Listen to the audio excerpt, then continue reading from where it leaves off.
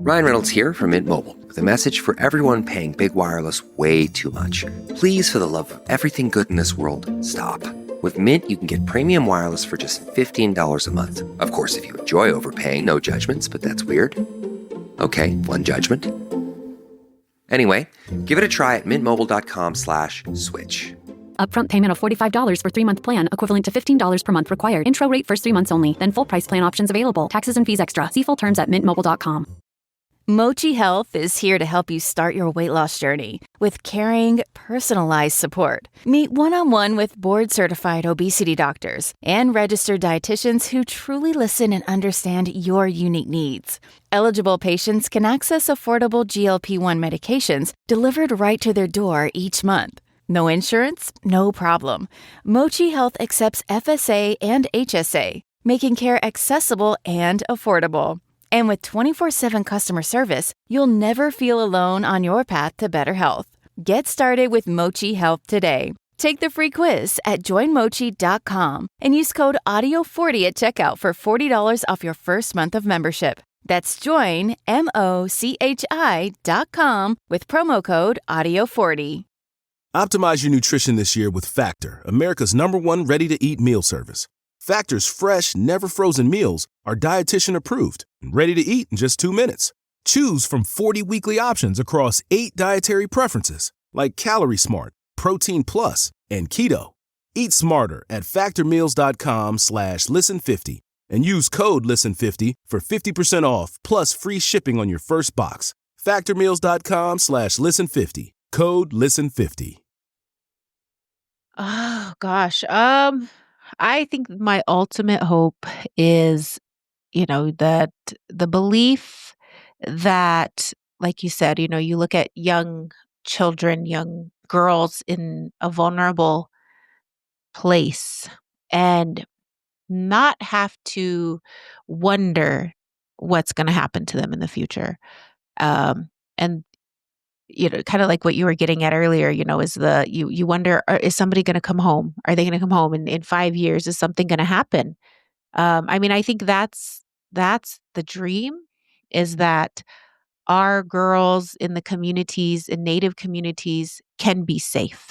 And however that needs to happen, whether, it's not going to happen through the system, it's going to happen through the family, and it's going to happen through raising strong children, for being protectors, for teaching boys about violence, for teaching girls about violence and love. I think that there's a lot of systemic issues that have created this reality that we live in our communities. And, I think just building stronger homes and building stronger kids, because I think that's the number one, the most direct route going forward to protecting our girls.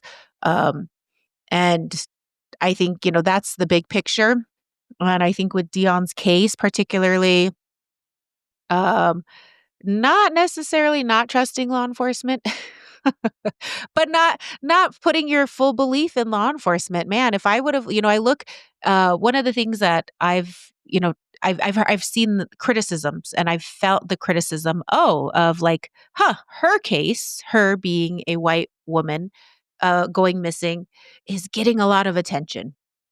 That's Christine Means, the sister of Dione Thomas, an Indigenous woman who was murdered in Gallup, New Mexico in 2015. I guess for me that, you're not alone, because this can feel like a very lonely journey sometimes. And that there are other people out there who do want to help, and share their stories and care about your story. And that, I guess for my hope in this is that, of course, we get answers. We get a final answer as to what happened.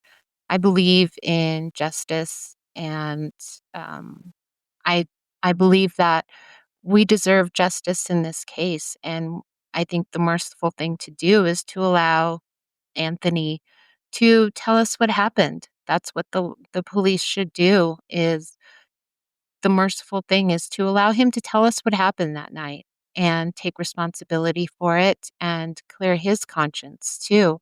Because whether he answers for it now or later, I mean, these things need to be answered for. And, I hope that someday my mother can rest knowing what happened and, our family can put this away. And if this is the road we continue to go down of advocacy for MMIWR and helping other families and sharing our story, I think what touched me most about the documentary in watching it was that I feel like it appealed on every single level to a family who's going through this, whether it's the mother, the siblings, the children. That's Karen Watson, another sister. This is the Silver Linings Handbook podcast. I'm Jason Blair.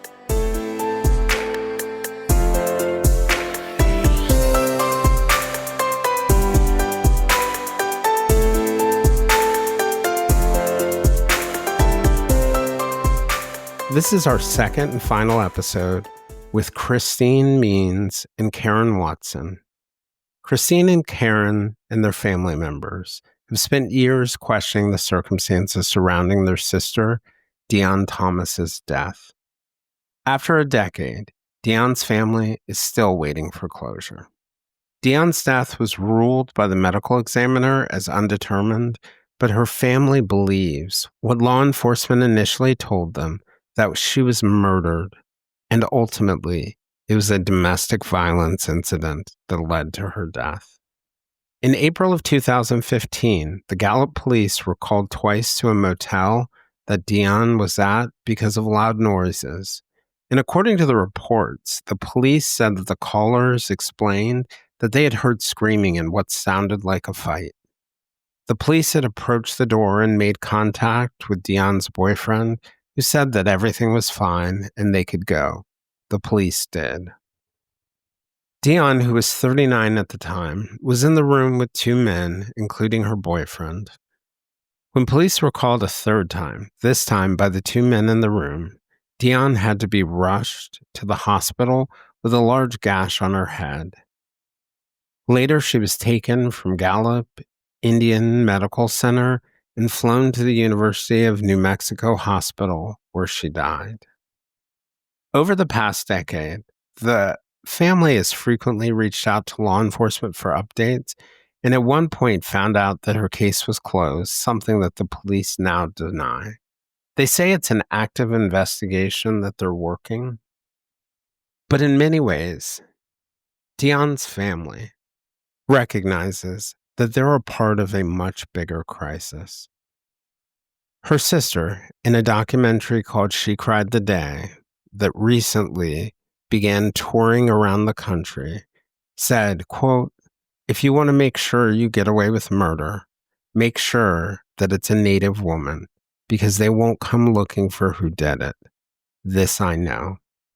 And I believe that Dionne's sister has a point here.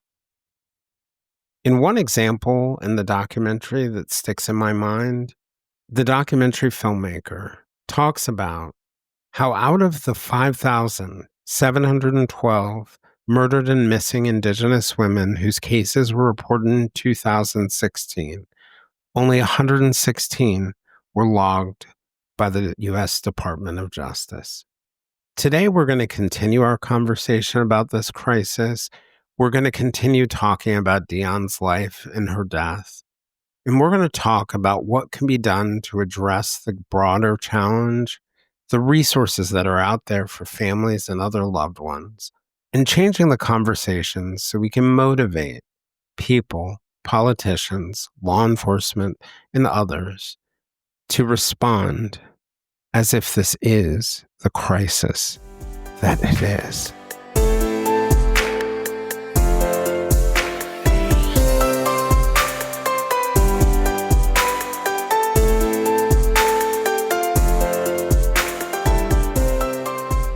Yeah, and that, one of the things that just listening to this whole thread, when you talk about your sister, when you talk about what you guys are doing there. Like, optimism must be a family trait. Very much. Yeah. Very much. And laughing at the most inappropriate times. Same here. Um, Very much. yeah. And, but you mentioned something, because I was thinking about the idea as you guys were talking about how important, and it then ties back into what you were saying about the resources not being there. But I was thinking as you guys were both talking of how important family and community seem to have been, like forming your own community, supporting each other, helping each other.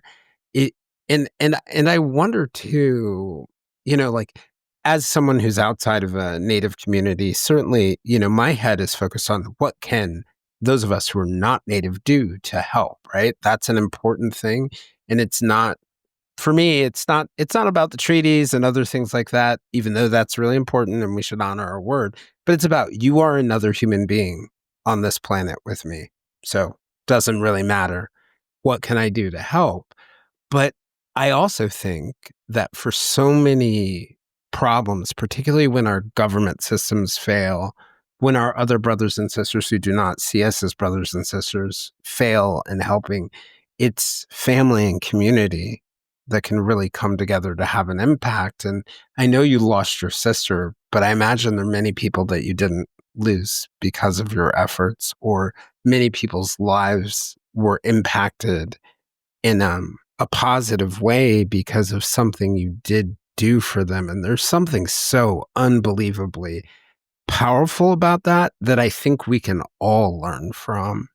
And you had mentioned that, like, what you guys went through was not like what your parents went through. And so I was also curious about that. Like, what forged your parents? What did they go through? Where did all this strength and optimism come from? I have no idea.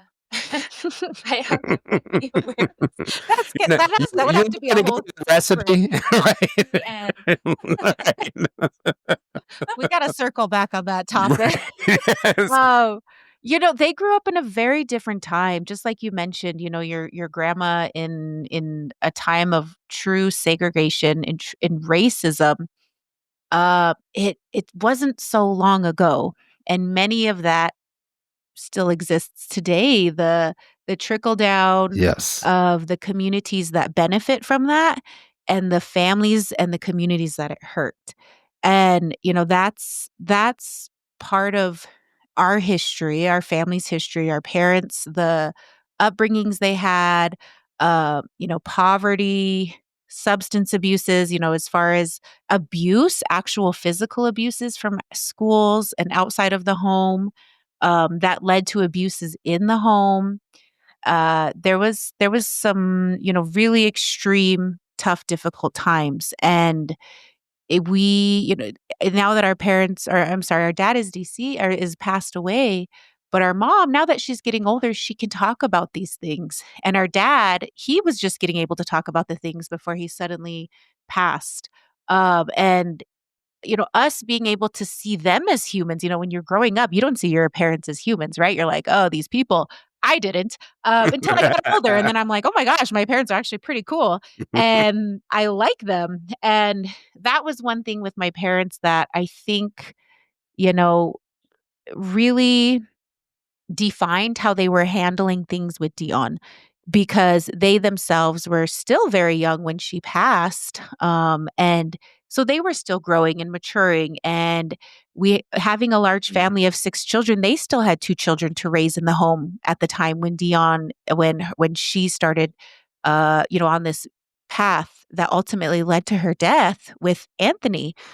They were still trying to figure out how to put food on the table and how to keep the lights on. And, my dad was working every single day, and my mom was raising children. And so there was still obstacles in our family home that were happening at the time. So I think that, just the reality of the system that you grow up in these types of communities, and the things, the historical events that led to it. My parents grew up in a very different time. Yeah. Yeah. One of the things that I remember when I was doing my research and reading some of the articles about the day that you all found out something had happened to your sister. You know, in at least one or two of the articles, they said that you guys immediately thought domestic violence was the cause. Uh, Tell me about that and what led you there. There was a history of violence with her boyfriend. We had seen her many times with black eyes.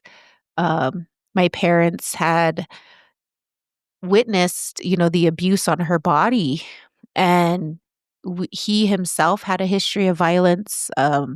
This afternoon, in preparation for this, I was just kind of going over the police reports and looking at it, at that the history of police, of what was documented, of crimes that happened, and there's police calls where the police actually showed up. That's the thing I wonder too, is how many times were the police not called, and two, how many times did they not show up? But, there's times where he's listed as the perpetrator and she's listed as the victim in a domestic violence or battery situation. So we absolutely knew. And there were times, we were very real with her and said, the reality is, if you don't get out of this, he could kill you. And we knew that as a family, that was how bad the abuse was. This message comes from Greenlight. Ready to start talking to your kids about financial literacy? Meet Greenlight, the debit card and money app that teaches kids and teens how to earn, save, spend wisely, and invest with your guardrails in place. With Greenlight, you can send money to kids quickly, set up chores, automate allowance, and keep an eye on your kids' spending with real-time notifications. Join millions of parents and kids building healthy financial habits together on Greenlight. Get started risk-free at greenlight.com/Wondery. What did you know at that time, Karen? Yeah, exactly like Christine said. I think we all knew on a very basic level how violent he was towards our sister. And yeah, we had talked with her about it. We had asked her if she wanted to leave, trying to get her help in different ways. And she had left the relationship several times. It was over a span of 10 years. And she had left the relationship many, many times, just kind of always to be back in that situation. So yeah, definitely the day that it happened, we were at my husband and I with our kids, we were at the Gathering of Nations powwow here in Albuquerque. And we were just getting ready to leave. And that's when we got the call from our mom. And she told us that Dione had been found unconscious and then had gone to the hospital in Gallup, and they were flying her to Albuquerque.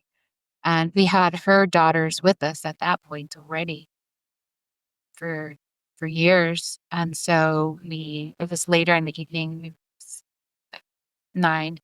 8 or 9 o'clock, and we, didn't tell them anything. And we just my husband and I just kind of looked at each other and knew what had happened. There was no, oh, I wonder, how she could have hurt herself. We knew right away. You knew right away. One of the interesting statistics that I once read, and I might slightly butcher this, but it's not far off, but that in, high-risk domestic violence incidents, so where people are getting physical, or relationships, intimate partner relationships, where people are getting physical or they're very serious threats, it usually takes like 2 to 2.5 years before someone makes the first police call. And when it builds up a little bit more slowly, right? It's not as hot from the beginning. It's like 3 years. And to think of how many instances, to your point about the police reports, never make it in there. But I also worry when I look at things like the police reports that you're describing, that so many of these situations that end up in death could have been prevented with and I don't want to completely blame the police, because they've got the tools that are available to them, and sometimes they do it right and it still doesn't work out well. but because I think it's the way the whole criminal justice system treats this kind of domestic violence. I have a hard time listening to what you're saying, not thinking that there's something in our system could have somehow intervened to do something. Oh, yeah. I think one of the things that we found so highly offensive and shocking was that the day of the incident that caught where her injuries were caused, the police were called 3 times to her hotel room. And as a known violent offender, um, somebody who was just visually identified by the police knew him, on a first name basis, looked at him and said, "Oh, there's Anthony Ray." Um, that they did not intervene by either removing her or separating them. And that's the legal obligation of law enforcement at the same time. There's a law here in New Mexico that you have to separate 2 people in a domestic violence incident. That they just did not do it. They didn't do their job. Right, 2 calls before and weren't, if I have this right, weren't the calls made by they were in a motel and there were people who were concerned about what they were hearing through the walls and the doors? Yeah, it was the neighbor next to them that called the police, the same neighbor, twice, once in the morning around like 8 a.m., and then again around 1 o'clock in the afternoon. And then finally, I believe it was around 6 o'clock, the paramedics came out. But so it was an independent of just, somebody else staying at the motel who was calling. Who was concerned. Yeah, and am I right in my understanding that the 2 men said that the story was that she was asleep and then they just saw blood on her? Is that right? Mm. Did I have that right? And so that sort of is belied by the fact that there are at least 2 domestic violence calls already. Yeah, they said that, and on some of the initial reports, it's listed as battery assault on a household member, and then when she passed, it was written as a homicide on the police reports, and they let the suspected perpetrator, the boyfriend, Anthony, make a statement, and his statement was, maybe she fell and hit her head on the bed. And that's kind of that's where they left it in the investigation. Wow. And I think what was so telling to me about the investigation is when I finally started going through the police reports, and it took me 9 years to look at my sister's case. I didn't look at it for 9 years. And then finally this last summer, I felt like I was ready to go through her case.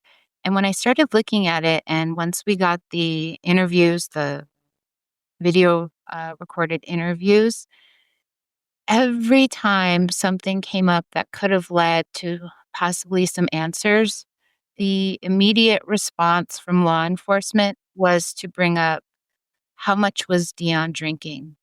What was she drinking that day? How long had she been drinking for? There was never a serious conversation about who did this to Dione. It was always back to blaming her because of her drinking. This was caused by her drinking. Mm. I had read some inconsistent things, as if you look into any story, you'll find inconsistencies in the news report. But there's one moment where I'd read in the Gallup Sun, which is the local alternative, or was the local alternative paper. I think they've changed their name. But that when the police initially responded to the hospital, when the investigators initially responded to the hospital, they were even looking at it possibly as a sexual assault before she died. Everything was pointing to they were looking at some violent incident. What was it? Was it a combination of his story and what the medical examiner was or wasn't able to? What turned the tide in the investigation into another direction? I think it was just the investigators' inability to, or just blatant disregard for following up on these leads and really trying to find the answers to what happened. It felt like it was just there was a narrative given by Anthony, and that's kind of what stuck in the end. And there was no further push um, to to get answers. There was the second man who was in the room with them that day. He came in a second time. He got a hold of law enforcement a second time and said that he had more information and he wanted to share it with law enforcement. And it's in that second video that you see that they're just not trying to get that information out of him. There's other things talked about. There was another woman, Dion's friend, that was in the room with them as well. She reached out to law enforcement a second time and let them know that she had something else to tell them. There was 2 attempts to contact her, 2 voicemails that were left on her phone by law enforcement, and then after that, there was no other attempt to get that information from her. So when we finally went through all of the police reports and watched videos, it just felt like it was just a half-hearted attempt. And then once that was done and things were moved to the district attorney's office, um, I feel like that was just a whole nother facade of things that were being done. And they would constantly tell my mother and Christine that these are the things that we're doing, and we're going to arrest him when this man went to prison in Arizona for other charges. And they had told my mother that the day he gets released from prison, we're going to go ahead and we're going to be there and we're going to arrest him. So That is such an odd thing, because the way that would normally play out is you'd go and arrest the person who's in custody right now, hand them back to the other people, and then he'd go to trial. It just seems like such an odd thing. I think as somebody who has experience in this kind of stuff, if a prosecutor said that to me, I would instantly think you were lying to me. Because if you really wanted him in custody, you put a detainer on him right now, and they would hand him off. So it makes you wonder, at first, did you guys feel like you could trust the police and the prosecutors? I mean, at first, meaning Yeah. years ago in 2015. Yeah. Hold on.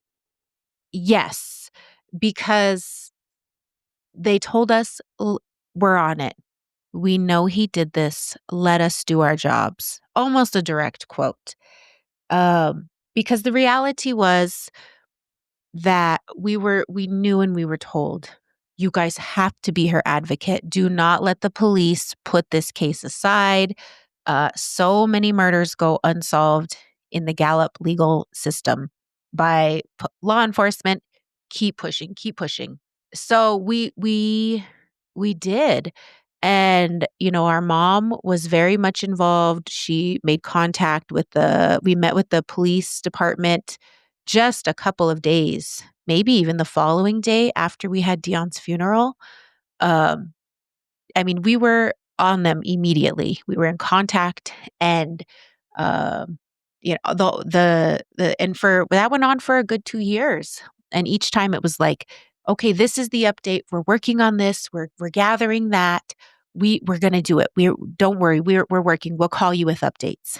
And after 2 years, it just got less contact, further apart. All the while, you're seeing in Gallup these newspaper articles coming about a body found, in this area, a person died, a person killed in a motel room.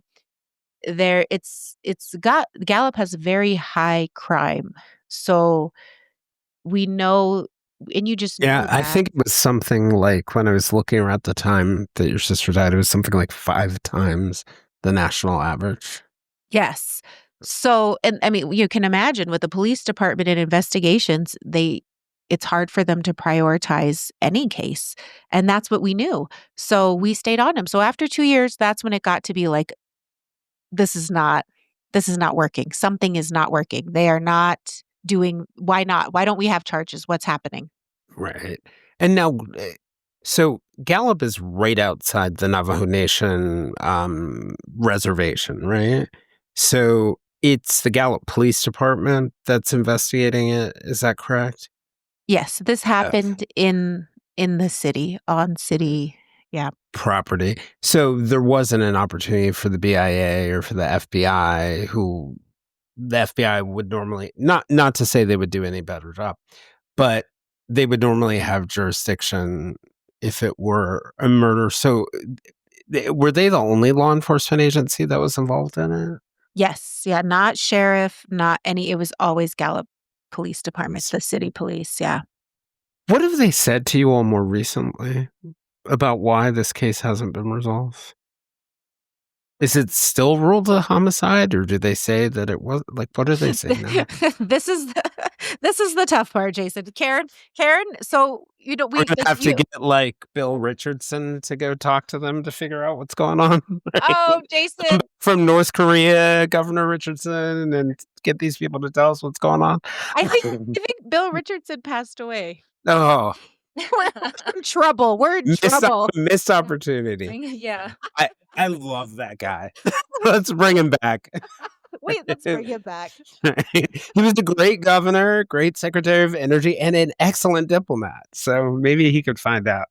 But so okay, there's a few things. Let's see. So Karen, we, like you said, you previously had Darlene Gomez, the attorney, on as one of your guests. So in terms of the timeline, it has been 10 years. It was April 2015. We are now May 2025. We just had her 10-year, in terms of like remembering 10 years ago, she died. And so if we go back in time, the first 2 years we're hopeful with the police department. Nothing happens. The district attorney, nothing happens. And really disrespectful interactions with the district attorney's office between our family and the DA.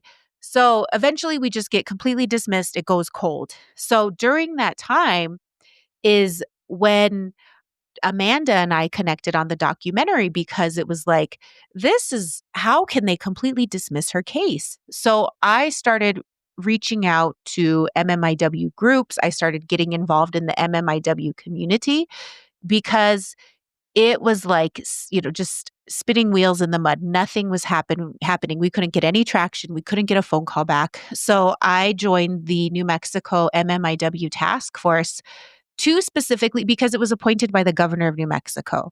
And I thought, okay, this is maybe our only chance. New Mexico came out with some of the highest statistics. I already knew Gallup was extremely high and dangerous. So I use that as an avenue to try to gain some traction on her case. So hopeful.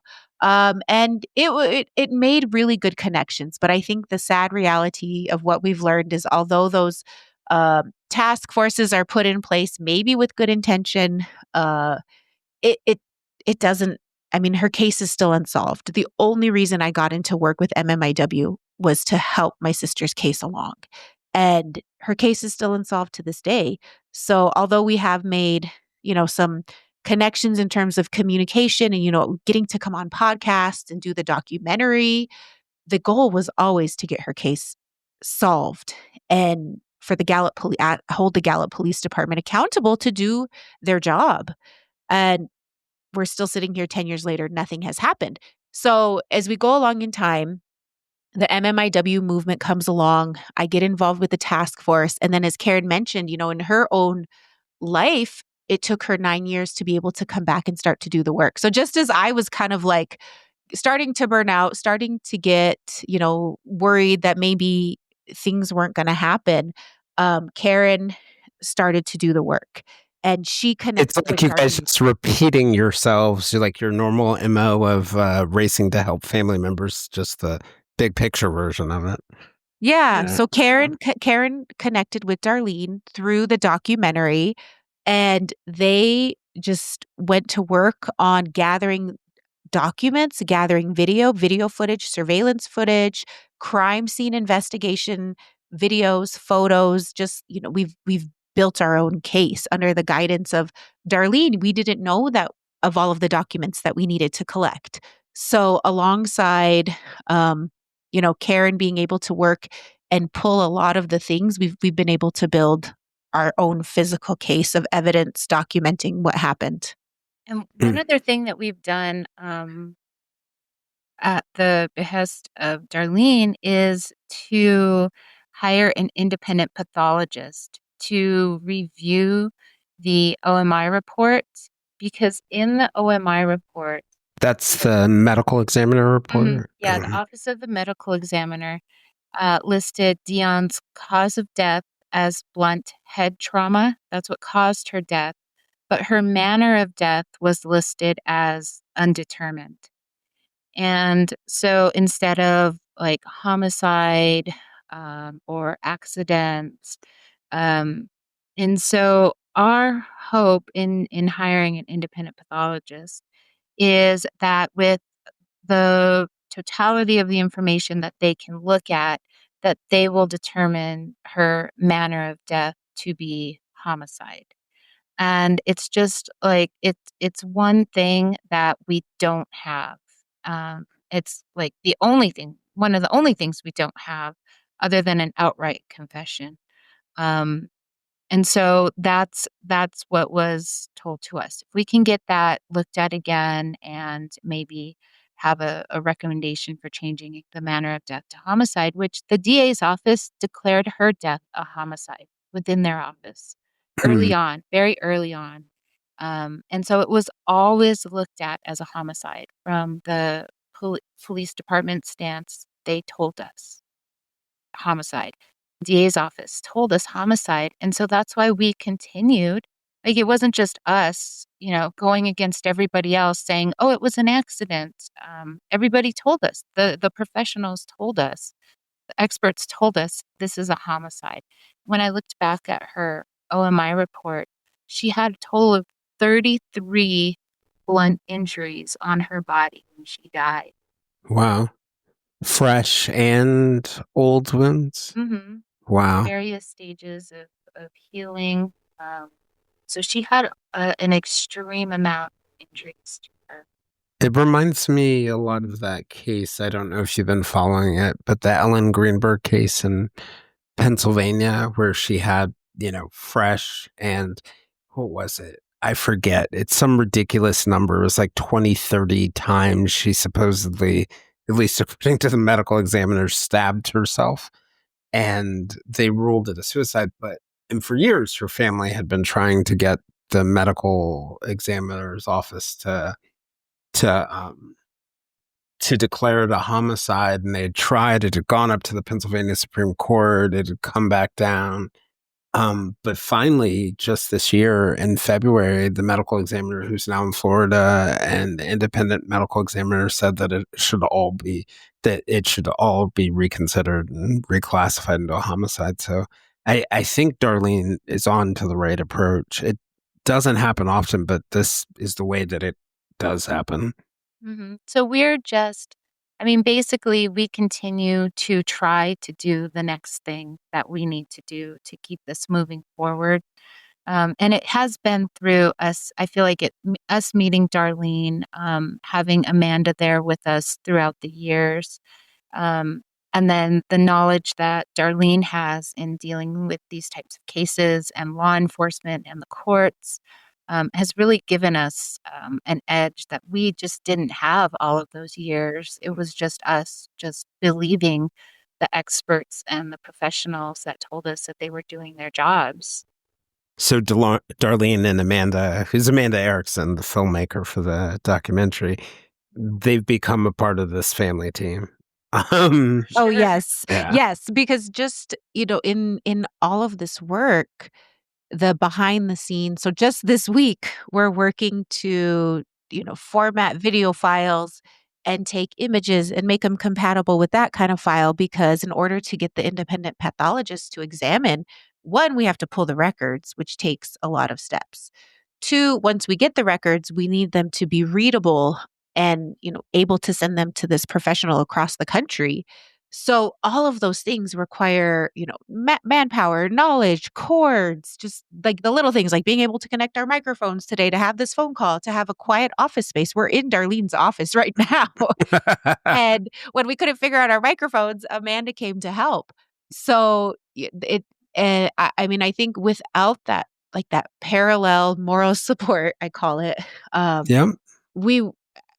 there's no way. Just like I said, a year ago, I was thinking, okay, maybe this is it. Maybe I have to be done because I need to be able to, I have to go on and live my life.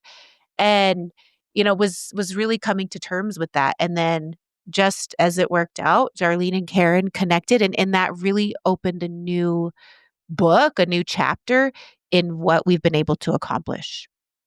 That's awesome. There's something about just in thinking about that and imagining in my head, it's not just the practical piece of it, and man, the practical piece of it helps, but it's just like that idea of, in moments like this, having somebody who will walk beside you, like just walk beside you and be supportive. And I think a lot of people, we're going to sing the praises of Darlene and Amanda right now, but like a lot of people don't even realize that there are people out there who care like that. Oh, yeah. Yeah. And I think the thing is, with cases of homicide, murdered and missing, in Indian country, people are operating in such isolation, whether it be physically, mentally, emotionally, because we were, even as a family, I mean, my mom doing it and then me doing it and, Karen now doing it, you just kind of operate in a way where you're trying to figure it out because one, physically, distance wise, we're different parts of the area. And then just doing the work while somebody else has other tasks to accomplish, you find yourself doing a lot of the things alone. And so I think, the connection with Amanda and her wanting to follow us in this documentary, when she said, do you want to do it? I was like, absolutely. I at the time, I've always believed that the next step is what's going to help us get this case closed. And, a part of me it's at first, of course, I was angry at the boyfriend and still am. I don't know. I mean, it's been so long and I'm not quite sure what you call it after all this time. It's heartbreaking either way. But at this point, it's like, it's with the Gallup Police Department. It's with the Gallup District Attorney. It's with that system that is so enraging at this point that I don't know how you can just not do this job in a time of of bodies showing up, of women being murdered, men being murdered, it following kind of this same profile of people over and over. Why can't you set the bar for your agency to do a job so that people know out there we just cannot be unaliving people in the streets of Gallup, because if I do, the police are going to catch me. Instead, it's like, I can do this and maybe nobody will look for me. Maybe they'll just move on to the next case. And I know that's the reality in a lot of places, but well, someone once said to me, they were talking about the idea of like deterrence of crime. And they were saying to me, and I thought this was a brilliant point, it's not about the sentence. It's not the severity of punishment that gets people to stop committing crimes. It's about the certainty of punishment. That when you live in a place where you believe you will be caught, you're much less likely to do something. But that when you live in a place where you believe, like I grew up in Maryland, so Baltimore. A couple of years ago, their homicide clearance rate went down to 17%, and that didn't even include the people who were acquitted at trial. And that's like making murder legal. Murder might as well be legal. At 17%, you're catching the people who are murdering people on videotape. That's about it.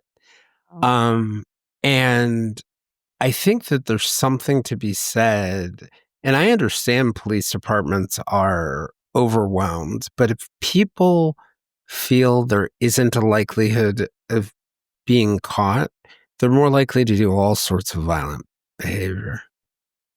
Yeah. And I think there's plenty of violent behavior in Gallup. And I think it's almost, in a way, it's encouraged. It's just been bred into what Gallup is. And it's really sad to see that happen to a community where we grew up. We grew up in Gallup. Um, and so now to go back there, it's almost like there's nothing to go back to, in a way, because it doesn't feel safe. It doesn't exist anymore in a way. Mhm. So for you guys, the next steps, it sounds like, are this independent medical examiner. They're going to review it and present a report to the DA. Is that the way that it's going to work, or to the state medical examiner's office? Yeah, I think it goes back to the state medical investigation. Okay. Yeah. Okay. And so you're hoping this happens this year or something along those lines? Yeah, I Okay. believe it should definitely happen within this year coming up. And so there's been a lot of forward movement for sure. I mean, this sounds like a really sad story. I feel like this whole this interview a little bit. Um, but I feel like we have definitely moved in a positive direction. I feel like for me personally, when I first kind of got into this over this last summer, it felt very, there were so many times when I just stopped and said, like, am I crazy for Mm. doing this? And then something positive would happen, or there would be something else. And I would be like, okay, no, this is right. And then I'd go another week or two, and then I'd have that same feeling again. And then something positive would happen, and, we were off to it again. And so, something that uh, I've just had to learn in this is to be an advocate, to be out there in the community and tell Dion's story. And then also to help other people. There's so many families in this situation, whether they have a missing loved one or a murdered loved one. Were just at the Gathering of Nations powwow this weekend here in Albuquerque, and we had a booth there. Um, an MMIWR booth, and there were so many people who stopped. There's hundreds of vendors at this powwow. It's a huge powwow. And we were the only booth there, I believe, that was related to MMIWR. And so many people stopped by, and we had a motorcycle rally where these motorcycle clubs rode into Albuquerque, into the powwow by the hundreds, and they were there to support the MMIWR cause. And there was a memory board that we allowed people to go ahead and put your loved one, your family member's name down there, and share their name and their story with us. And people were so grateful. We got so many good comments, feedback. Thank you for being here. Thank you for allowing us to feel these feelings and share our stories.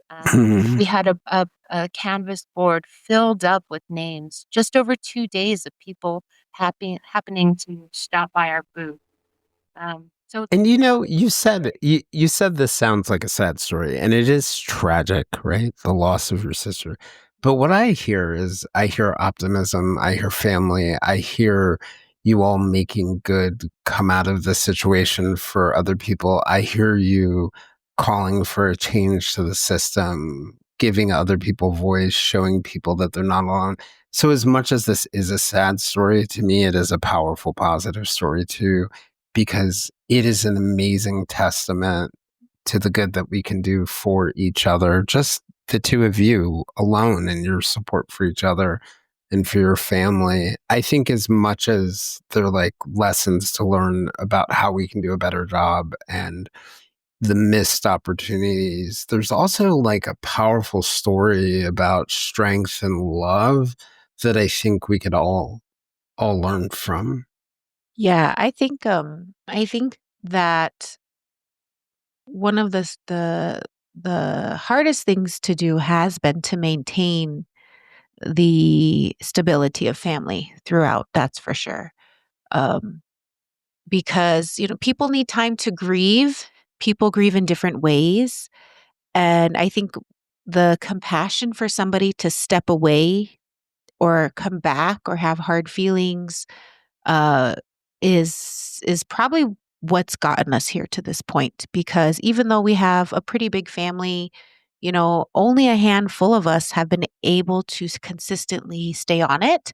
Um, or even be involved at different points. And I think that's probably been one of the better things to come out of it is the The compassion. teamwork. Yeah, Yeah. and being able to understand that everybody has limits. So maybe all I can do is just give you a high five, like in a text high five, not a real life Mhm. high five, because we don't see each other in real life often. But like that's, and I don't know. I think that's probably the one thing that I've learned the most is compassion for my family members. Yeah, you give what you can. I remember just thinking about like that notion of people grieve in such different ways. And for some people, being an advocate, is the way that you do it. For some people, you have to step away from it completely. And sometimes at first, it can be like if you have an advocate personality like mine, it can be baffling. But you realize like we're all going through our mourning process, and this is a part of like fighting is a part of my mourning process. And other people need other things, but together, if we stay together, Yeah. And ultimately, wanting all of our family members. I mean, I know that sounds a little cheesy, but just wanting people to experience life is joyful. yeah. And I think that has for a while there was something a little maybe self-punishing Mhm.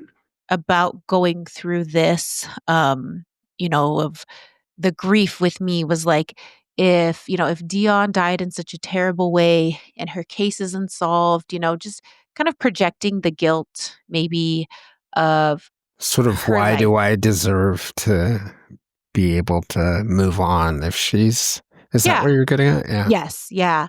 And I think coming to really accept that, you know, we can do both things. We can be really heartbroken and sad and just, stay there for a little bit. And then we can also be really happy and determined to live a life of fulfillment and love and, moving forward in a good way that we're adding to the world that we live in.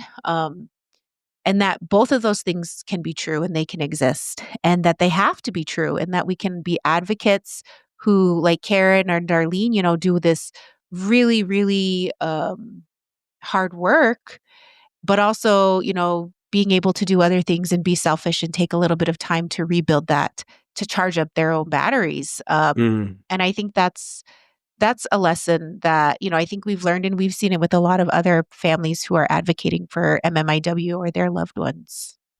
I was gonna ask you guys, I was just thinking about all of those things and the journey you've been on together as sisters, and I'm sure you're both grateful for having each other and the like you're saying, the other family members who can step in when necessary. And I know the stepping in probably involves way more than just actually advocating for the case or to address the crisis. It may be stepping in with the kids or stepping in to provide emotional support or whatever it is. I'm curious about probably a couple different things. I wanted to give you guys a chance for some closing thoughts.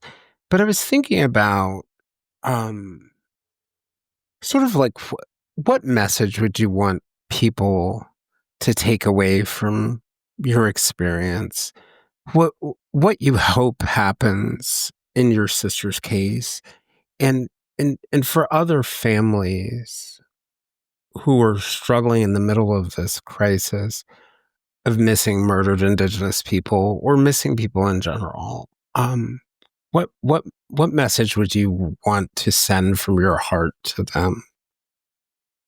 I guess for me that, you're not alone because this can feel like a very lonely journey sometimes.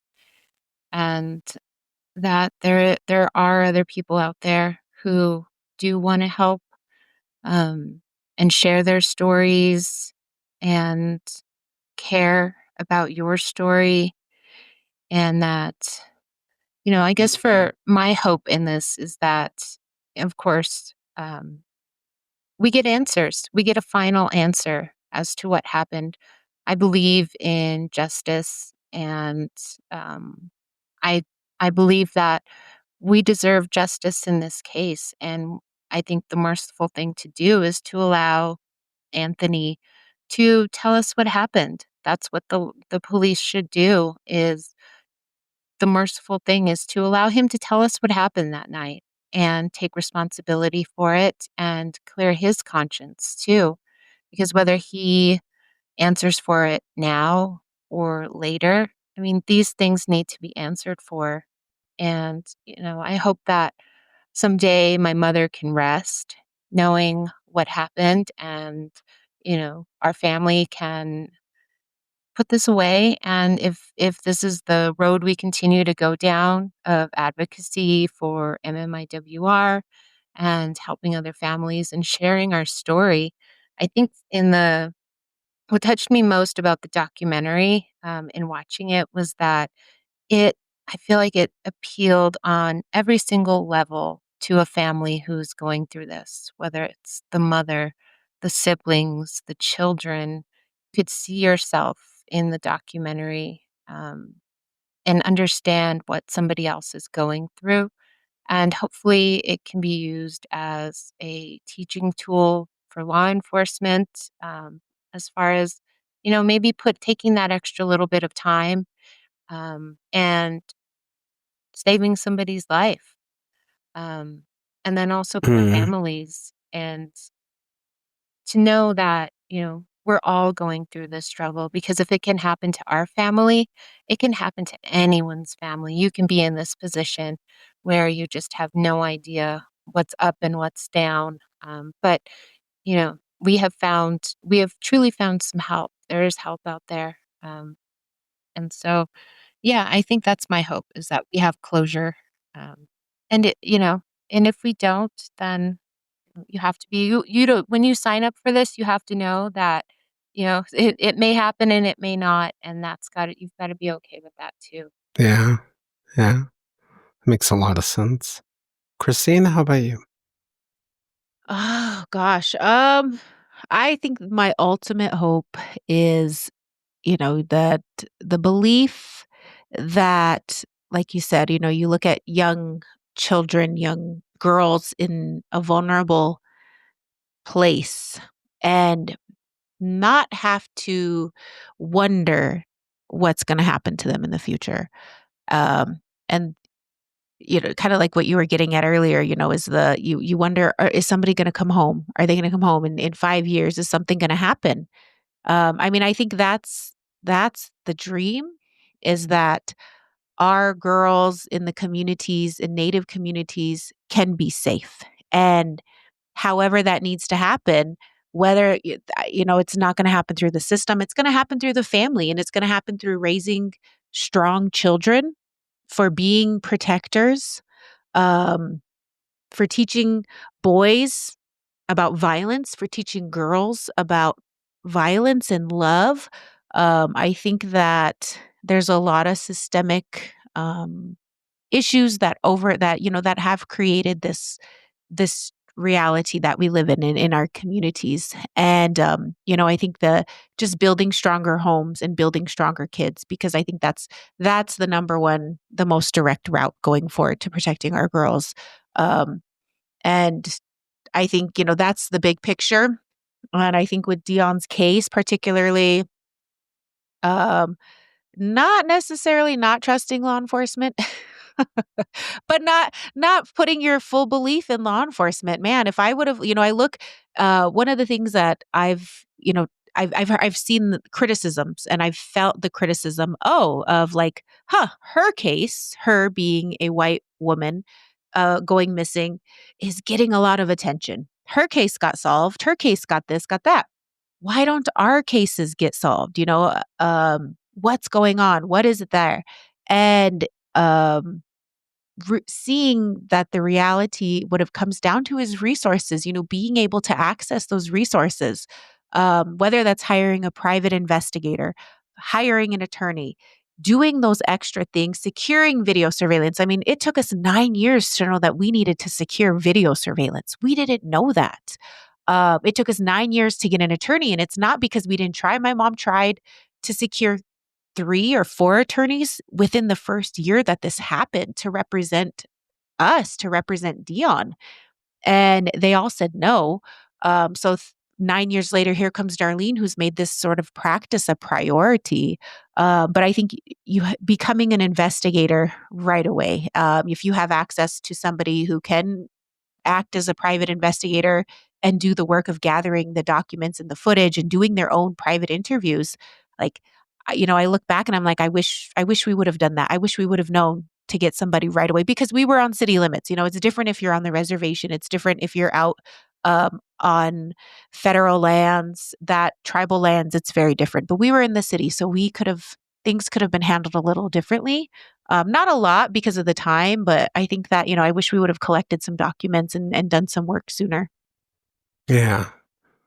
Well, I think it's all a good message. I think, like, to your point, a lot of people don't know the resources that are out there. They don't know how to navigate this. It's something that we don't prepare for. There's not a textbook for it or a way to do it. But I think people could take a lot of inspiration from the way that you guys have handled both the advocacy, but I also think they can take a lot of inspiration from the laughs and the smiles that they're probably going to be able to feel through this, that you're able to take on this heavy burden and also live a fulfilling life. And I think that's an important thing to hold on to, because without that optimism, I think the burden of teaching those girls and teaching those boys and creating something better for future generations would be probably too hard to do if you didn't have that unrelenting optimism about things. So I wanted to thank both of you guys and just say again that I appreciate your time, and I look forward to sort of following your journey and being of assistance to you in any way that I can.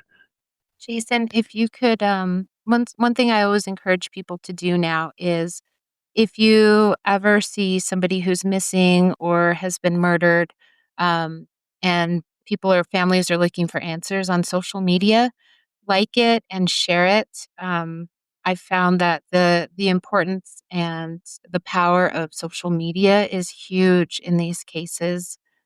Because it just spreads that information so wide. So always liking and sharing information.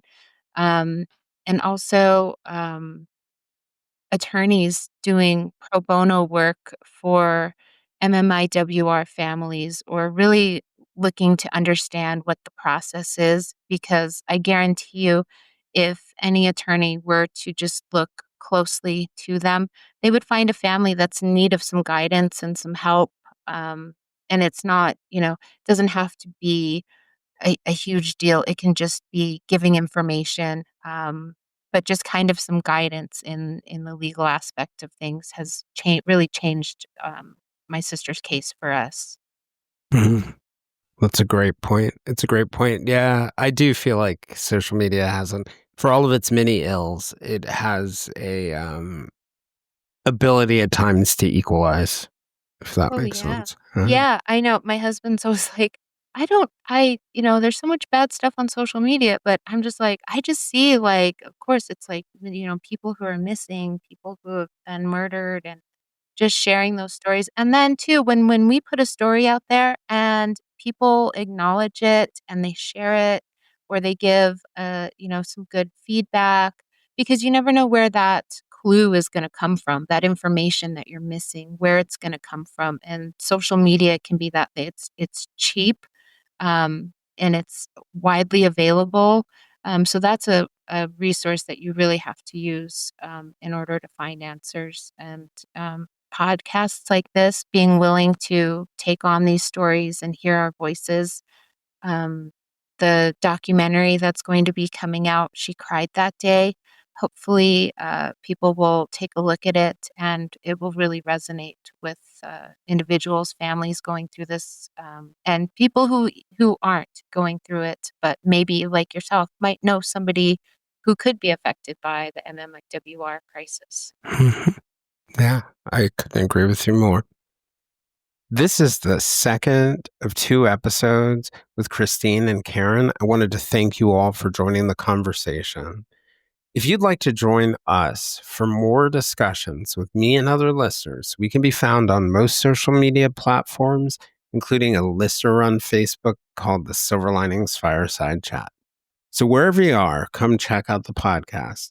We're on X, Twitter, we're on Facebook, we're on Instagram, TikTok, Blue Sky, Threads, wherever you want to come over and have a conversation. But for deeper conversations with our guests and live conversations with other listeners and ad-free and early episodes, you can also join us on our Patreon at www.patreon.com/The Silver Linings Handbook. I'm Jason Blair, and this is the Silver Linings Handbook podcast. We'll see you guys all again in a few days.